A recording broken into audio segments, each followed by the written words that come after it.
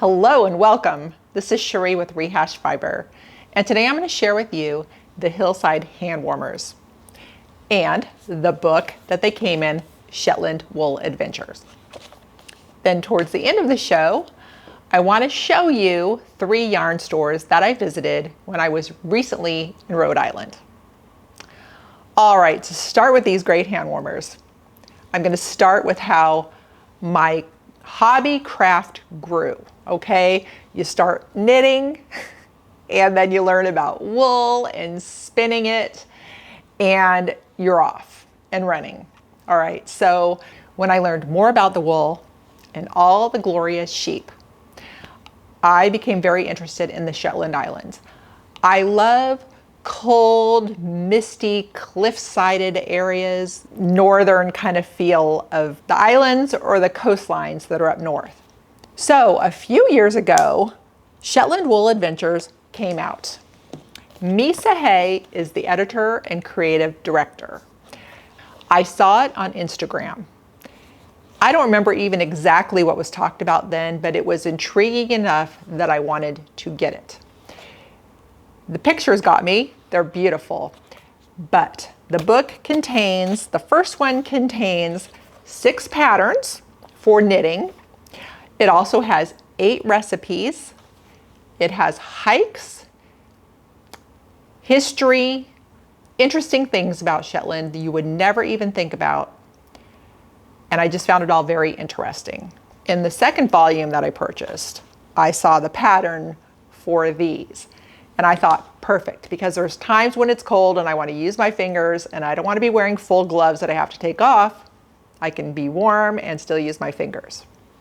So I wanted to stay rustic like Shetland is. So I used my own wool that I had from Wool Hall of Tunis in Phoenix, Arizona. I had met the sheep there, purchased the wool, so I took it through its processes and spun up finger weight wool and then dyed my dominant color navy. That is what I wanted my handwarmers to be. So to further get into the pattern, you start at the wrist and do rib all the way up to when you start the color work. This pattern looks beautiful, but I found it easily doable. I was watching television and could follow along the pattern just fine. So you have a nice star pattern on one side and just a nice kind of stripe on the back. Now you just knit the pattern right up. When you get to the thumb hole, you put in a waste yarn and then you come back to this later. You finish your warmer all the way to the top, do some ribbing, you're done. You pick up the stitches top and bottom, knit in the round, and make your nice little thumb. All of this was done in less than 2 weeks. I don't even remember, it went so fast. I was like, this is great. And I didn't even have second sock syndrome, second glove syndrome. I finished one, boop, it was done, went on to the next, and voila. And I've been thinking about these for a very long time and just hadn't got to them. So I have that great feeling of it was done fast and I've accomplished that goal. So I do want you to think about it. If you want fingerless gloves, or they call them hand warmers, for when it's cold wherever you are. Now, of course, I always check Ravelry to see about these patterns I talk about to you. Yes, this is on Ravelry. However, here is how it's different.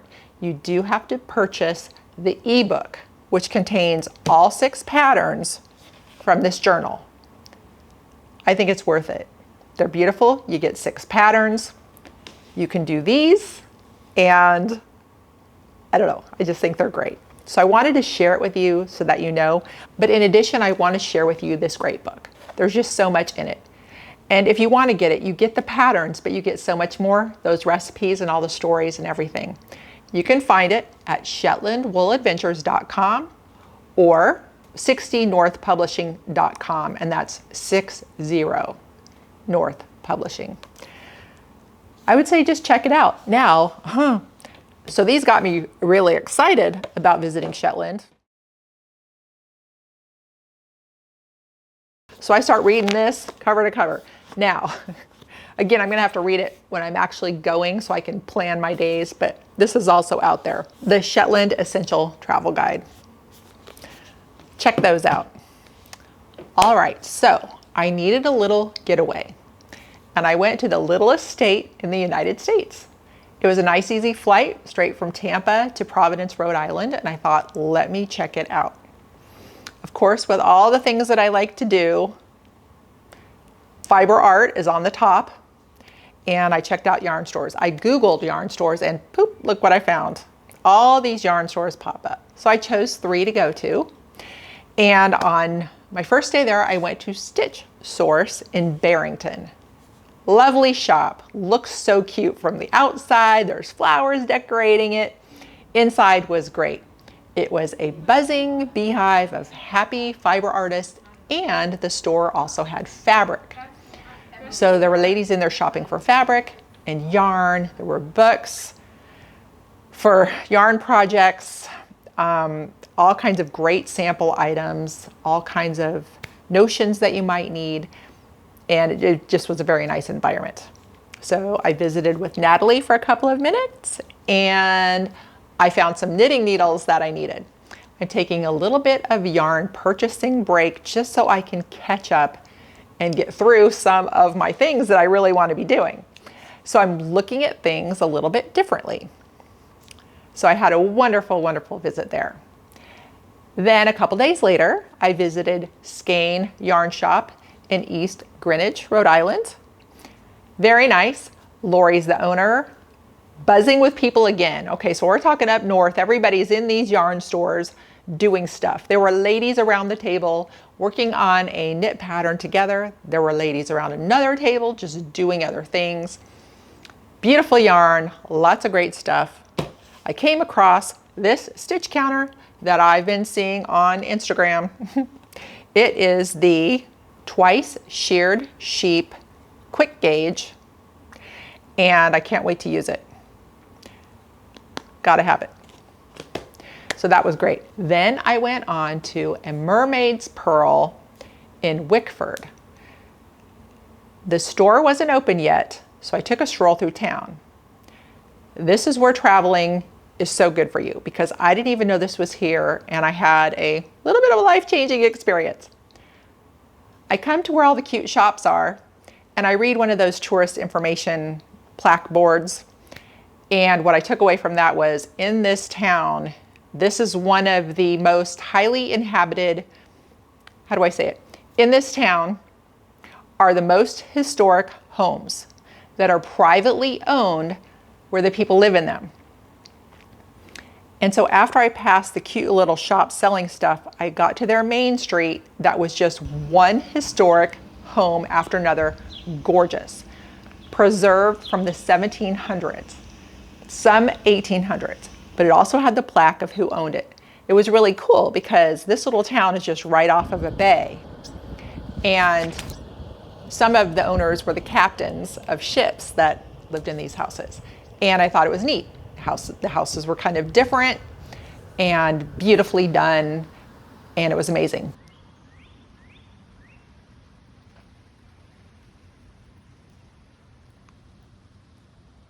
But here is the experience that was the wow moment. I love peeking inside churches, and often in the United States, church doors are locked for good reasons. Bad people might hang out.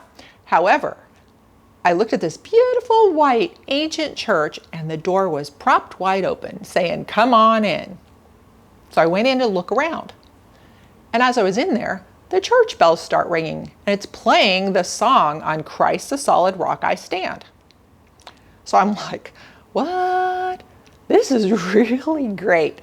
So I stood inside for a verse, stepped outside for a verse, walked across the street to look at the church for a verse, and I thought, what a way to welcome somebody to your town. It was fantastic.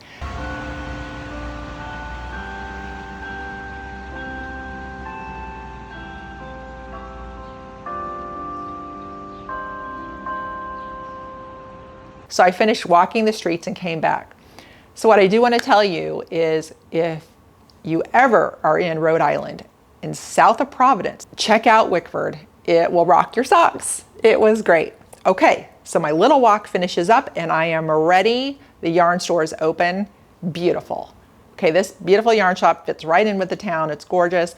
The owner, Lizzie, is preparing for a trunk show. So she's got, you know, all these yarns she's setting up. It's very helpful. We visited for a minute. I checked out all her things, beautiful yarns, lots of cool stuff. And so my non-yarn item that I took away from this one was the Cocoa Knits needle gauge. I thought, well, it's pretty.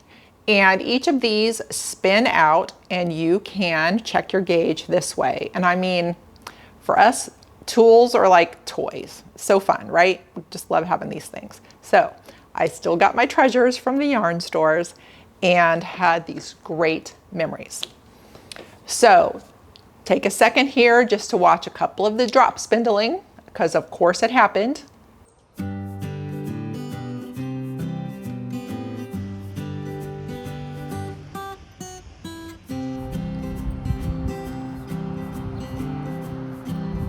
And the one drop spindling that I did take a drive out to Cape Cod. A gentleman was watching me do it the whole time, and I thought, yep, that's great, he's gonna ask. And I told him, hey, I drop spindle everywhere I go. And then I videotape it so I can show everybody who's used to seeing me drop spindle everywhere I go. They can keep seeing me. It's just fun. And I told him about my hobby and my craft, and he thought it was cool that I was all in on that. So it was good. It was a lot of fun. All right, folks. So you know what? I know a lot of you live where it's cold. Go ahead and check these out via the book or Ravelry. Do your Hillside Handwarmers. Boom, boom, quick as that. You have got warm hands for the winter time when you're outside doing stuff, you know, like when we're messing with our phones. But yeah, you can use your fingers. So anyway, thank you for joining me today. Happy knitting. Thanks for watching.